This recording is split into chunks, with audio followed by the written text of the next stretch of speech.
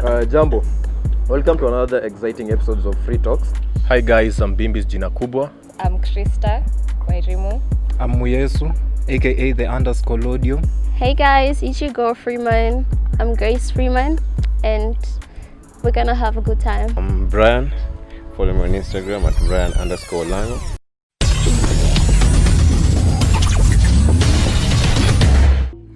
On today's topic, we're talking about friendship. How long do friendships last? What do people take friendship for?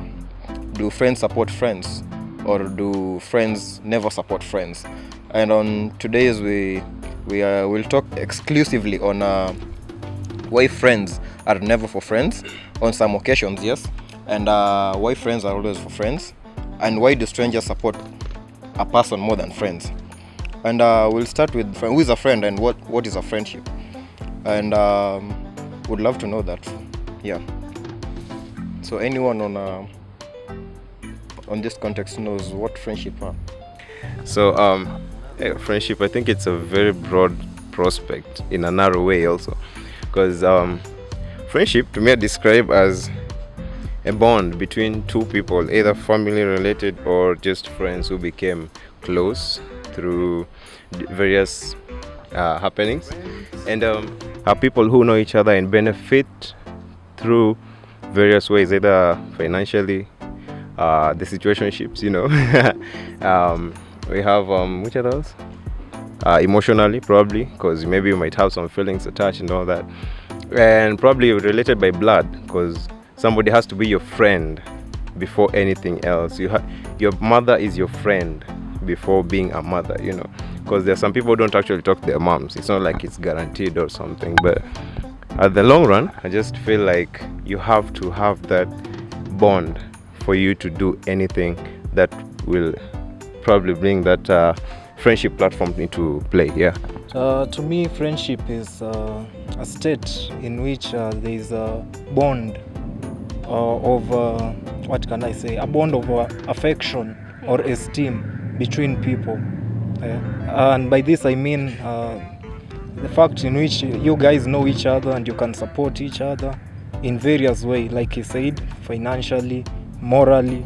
There are a lot of supports that friends can give you, and by being friends, it does not mean that you just know each other. Knowing each other is not being friends. Yeah, you can know each other and you actually don't interact much. I can't say you are my friend yet. We have not spoken in like a year's time. So that's an acquaintance. You call that an acquaintance. Yeah, because there's a difference between an acquaintance and friends. Yeah.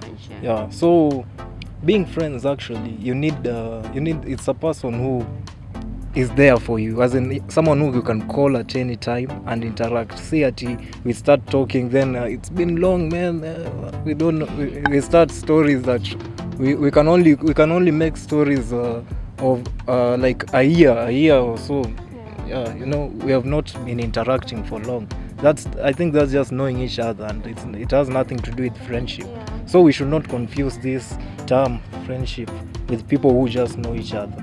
I think that's one of the key things actually people should look at, because not everyone is your friend. Yeah, you can have as much as your whole contact list thinking all those people are your friends, but nah, you would only know when you really need them and all that.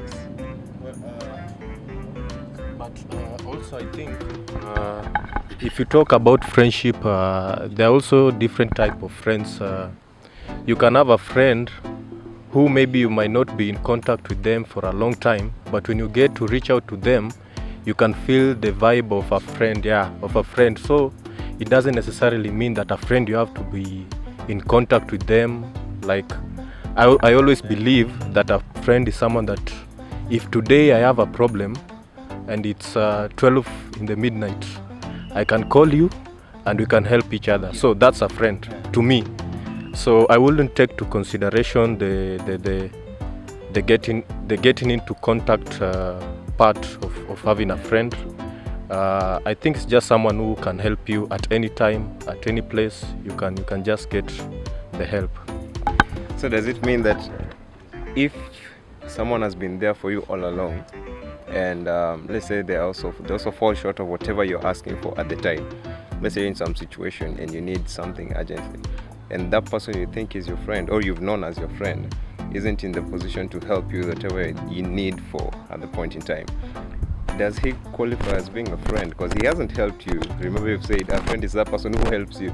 So what if he doesn't help you in that situation? Does he still qualify, or she, as a friend? Or right now he has become a foe at the moment? Well, when you mean when you're in need and they don't come through for you? Well, I'd still consider them my friend. But the thing about friendship is, do not always expect them to be there for you. That's the thing. If you expect, you'll be disappointed. Yeah. The more you expect, the more they disappoint. Well, from what you guys are saying, we've had a definition of a friend. Somebody is supporting you financially, emotionally, any other time. But you know, there's a stranger who will help you, as you said. A stranger will help you. Will you call him a friend? There are people who will just help you, and after helping you, they'll just disappear and you'll never forever see them again. Yeah. So a friend should be someone who's always there for you. In as much as everybody faces their own challenges and at a given time, your friend should always be there for you. Any specific time, you call him at this time, he'll pick. He or she will pick. Okay. Okay. Why? Because just we're saying your friends should be there, yeah, for you all the time. Let's just say, are you always there for your friends? Are you? Like always? Okay, it doesn't mean because I feel like we all go through our own things in life, so like not all the time someone will be able to come through for you, you know, and they're not coming through for you doesn't mean they're not your friend, because at the one time you needed them, they're not there, you know, because even us ourselves, we're not always there. As much as we call you our best friends or whatnot, we do not always come through, you know, and that doesn't mean we stop being their friends. On the same point, I think that at that point when they let you down, you can like keep it in your books, but the level of inconsistency is what makes or breaks the friendship. If they continuously let you down, now that friendship can be sabotaged just like that. But because it's a one-time thing doesn't mean the friendship is over. Yeah. And also I feel like if they like give you the reason why they couldn't, like they explain to you why they couldn't come through for you at that time, you know, you just gotta understand. Yeah. And with friends, we should also not be so much expectant. We shouldn't have very high expectations with friends. As in, you know, maybe you need money and you reach out to your friend, someone who's close, and maybe at that time he or she is in kind of a fix and cannot come to help you at that moment. But they can give you moral support. Isn't it still support? Yes, it is. So don't expect it to be so much of material support every time. That's the thing most times. Yeah, don't expect much of materialistic stuff so that you can judge your friendship from that.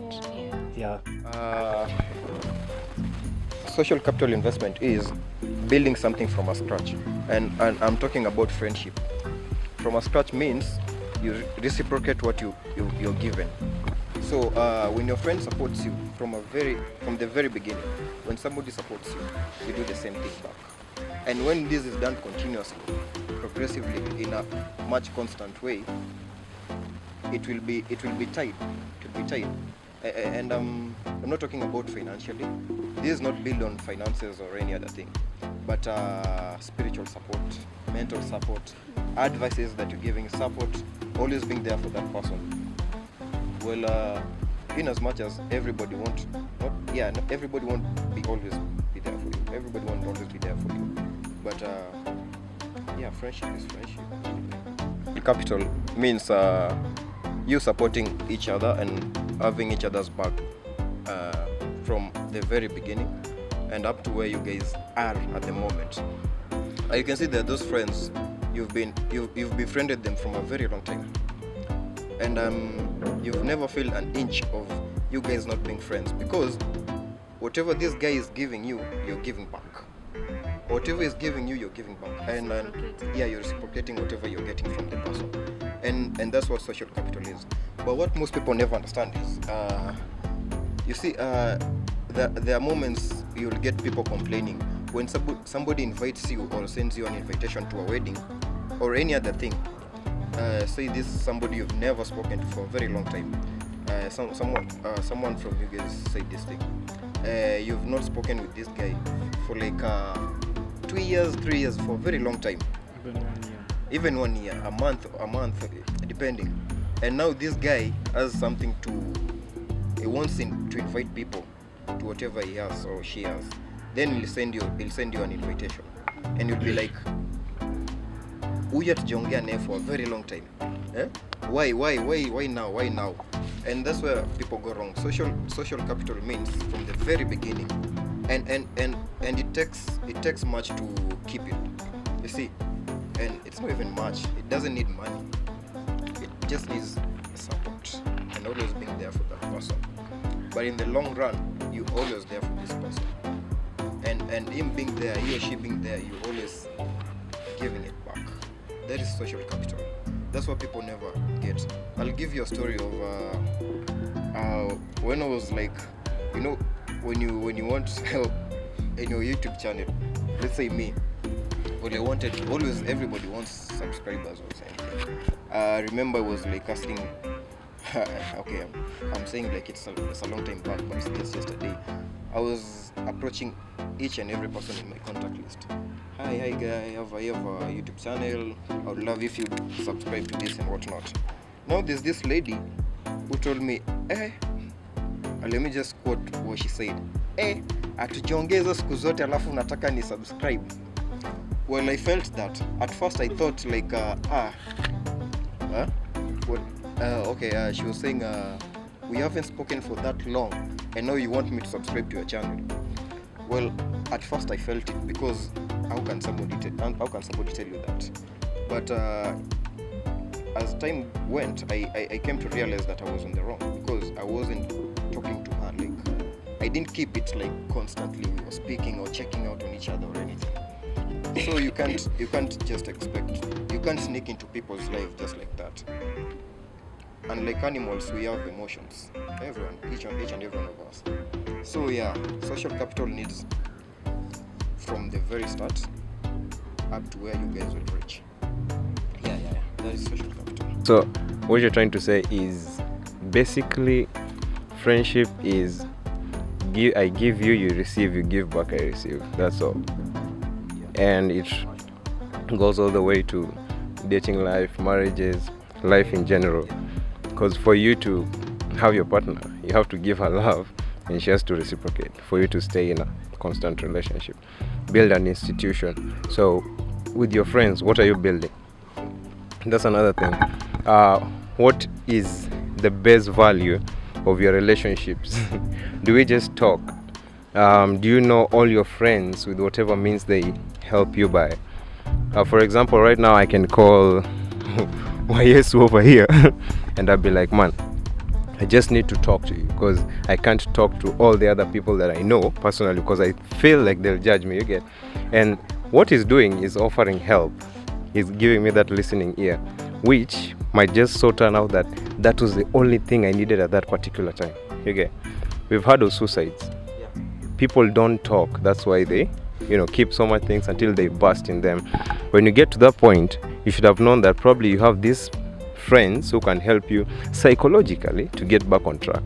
You'll have those friends who will just give you the word of God, and you'll be like, I have to keep this one specifically for this issue, So don't expect, probably once or twice, or in a few circumstances, you'll get a friend that is all-rounded, one that can laugh with you at the same time. Those will make you go out, have fun, But under some circumstances, I think you should always know your friend with whatever value they have in your life.